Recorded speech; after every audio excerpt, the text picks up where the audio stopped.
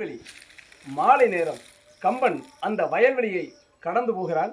அப்படி கடந்து போகிற போது ஒரு விவசாயி ஏற்றமரைத்து கொண்டிருக்கிறான். ஏற்றமரைத்து கொண்டு இருக்கிற அந்த விவசாயி ஒரு பாடலை பாடுகிறான். மூங்கில் இலை மேலே தூங்கும் பனி நீரே. இப்படி இந்த 2 வரிகளை பாடுகிறான். 3வது வரியை பாடுகிற போது பொழுது இருள் சூழ்ந்து விட்டது. வீட்டுக்கு கிளம்ப தயாராகிவிட்டான். இந்த 2வது வரி என்னவாக இருக்கும் என்று நினைத்து கொண்டே கம்பன் தன்னுடைய வீட்டுக்கு போகிறான். அவனால் இரவு தூங்க முடியவில்லை. எப்படியாவது அந்த 2வது வரி என்னவாக இருக்கும் என்று அறிந்து அதை நாம் ஒரு இலக்கியமாக படைத்துவிட வேண்டும் என்று நினைக்கிறான். ஆனால் அந்த 2வது வரி என்னவாக இருக்கும் என்று அவரால் யூகிக்கவே முடியவில்லை.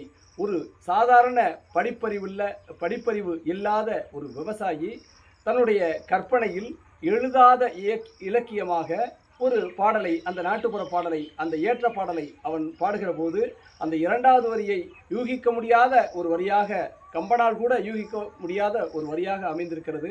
அடுத்த நாள் காலையில் மீண்டும் கம்பன் அதே வயல்வெளிக்கு வருகிறான். அந்த விவசாயி ஏற்றமரிக்கிறார். அந்த ஏற்றமரிக்கிற போது மறுபடியும் அந்த பாடலை பாடுகிறார். அந்த பாடல்தான் மூங்கில் இலைமேலே தூங்கும் பனி நீரே, தூங்கும் பனி நீரை வாங்கும் கதிரோனே என்று சொல்லி அற்புதமான அந்த 2வது வரியையும் அவன் பாடி முடிக்கிறான்.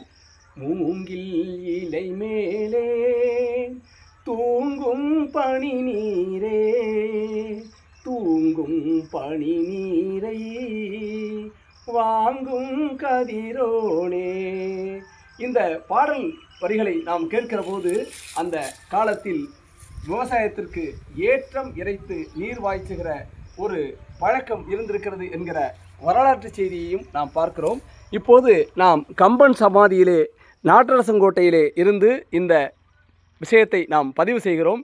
இந்த விஷயத்தை நாம் பதிவு செய்கிற போது இங்கே ஒரு பழம்பெரும் கிணறு இருக்கிறதை பார்க்கிறோம். இந்த கிணறு அந்த காலத்தில் ஏற்றம் இறைக்கிற கிணறாகத்தான் இருந்திருக்கிறது. அந்த ஏற்றம் இறைக்கிற கிணற்றினுடைய சூடுதான் இங்கே நாம் பார்க்கிறோம். இந்த 2 பட்டியல் கற்கள் குறுக்கும் நெடுக்குமாக கிழக்கு மேற்காக அமைக்கப்பட்டிருக்கிறது. அந்த 2ல் 2 துளைகள் இருக்கின்றன. அந்த துளைகளில்தான் அந்த ஏற்ற பலகையை இணைக்கும் தம்பங்களை நட்டிருக்கிறார்கள். அப்படி ஏறுகிற போதும் இறங்குகிற போதும் மாறி மாறி அந்த ஏற்றம் இறக்கம் நடக்கிற போது இங்கே கட்டப்பட்டிருக்கிற, இந்த நுனியிலே கட்டப்பட்டிருக்கிற அந்த வாளியானது நீரை முகர்ந்து வெளியிலே அனுப்பக்கூடிய, வெளியிலே கொட்டுகிற ஒரு இடத்தையும் நாம் இப்போது பார்க்கிறோம். அந்த கொட்டுகிற இடம்தான் இது. கொட்டி இந்த நீரானது இந்த வாய்க்கால் வழியாக இந்த விவசாயிகளுக்கு பாய்கிற ஒரு நிலையை நாம் பார்க்கிறோம். கம்பன் மண்டபத்தில் கம்பன் வாழ்க்கையில் நடந்த ஒரு சுவையான நிகழ்வை நாம் அந்த இடத்திலேயே ஒரு பழைய கிணறு, ஏற்றம் இறைக்கிற கிணறு இருக்கிற ஒரு காட்சியோடு நாம் பதிவாக்குவது என்பது மிக சரியாக இருக்கிறது. ஆனால் இப்போது இங்கே மோட்டார் வைத்து சொட்டு நீர் பாசனங்கள் மூலம் இங்கே இருக்கிற தோட்டத்துக்கு நீர் பாய்ச்சுவதையும் பார்க்கிறோம். நன்றி, வணக்கம்.